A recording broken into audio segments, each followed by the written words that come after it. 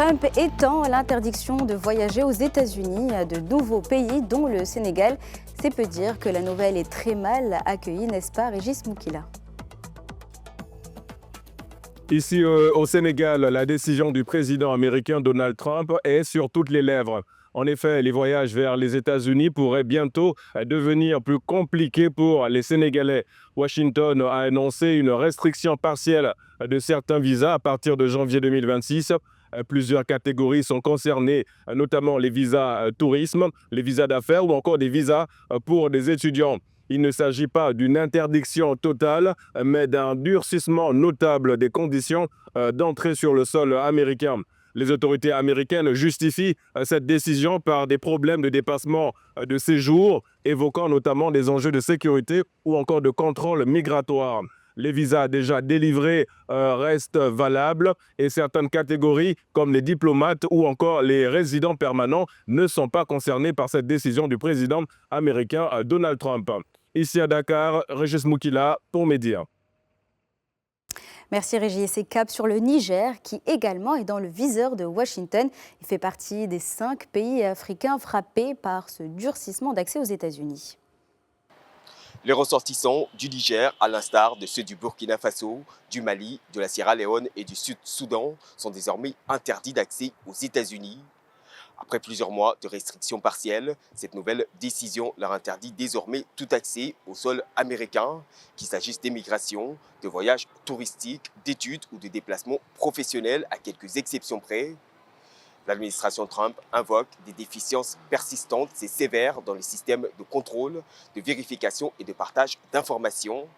Selon Washington, le Niger, le Mali et le Burkina Faso afficheraient ainsi des taux élevés de dépassement de visa, ainsi que des difficultés à assurer un suivi administratif fiable de leurs ressortissants. Si aucune réaction officielle n'a pour l'heure été émise, ici à Niamey, plusieurs acteurs de la société civile réclament d'ores et déjà des mesures de réciprocité de la part des autorités locales. D'autant que les États-Unis conservent des intérêts stratégiques majeurs au Niger, notamment dans la lutte contre le terrorisme, mais aussi contre une influence grandissante de la Russie. Étudiants, chercheurs et hommes d'affaires constituent pour l'heure les premières victimes de cette mesure restrictive dont l'entrée en vigueur est prévue ce 1er janvier et qui devrait fragiliser davantage l'influence américaine au Niger. Jean-Djibril William, à Niamey pour Média TV. Merci Jean-Djibril. Et aussi, c'est acté, l'Institut Pasteur de Côte d'Ivoire engage une réflexion stratégique pour renforcer son positionnement en tant qu'acteur de référence en matière de recherche, de surveillance épidémiologique et de santé publique. Tout un programme que nous détaille Mélissa Koné depuis Abidjan. Ici en Côte d'Ivoire, l'Institut Pasteur prépare son plan stratégique pour les 5 prochaines années à venir.